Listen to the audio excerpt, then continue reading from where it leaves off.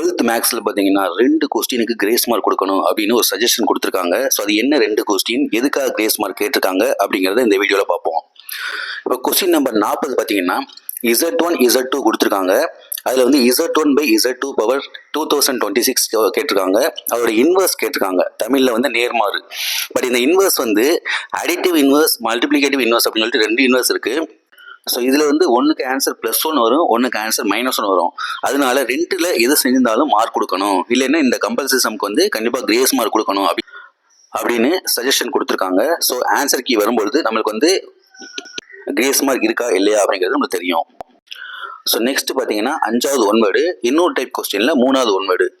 So இதில் என்ன கேட்டிருக்காங்க அப்படின்னா, இந்த கொஸ்டினில் கேயோட வேல்யூ >0 இல்லை <0 அப்படிங்கிறத மென்ஷன் பண்ணலை. ஸோ அதனால இந்த கொஸ்டினுக்கு option B or option D 2ல் எது போட்டாலும் ரைட் தான். இல்லைன்னா இந்த கொஸ்டினுக்கு 1 மார்க் கிரேஸ் மார்க் கொடுக்கணும் அப்படின்னு சஜஷன் கொடுத்துருக்காங்க. ஸோ வெயிட் பண்ணி பார்ப்போம் இந்த 2 கொஸ்டினுக்கும் கிரேஸ் மார்க் கிடைக்குமா கிடைக்காதா அப்படிங்கிறத. Okay, thank you.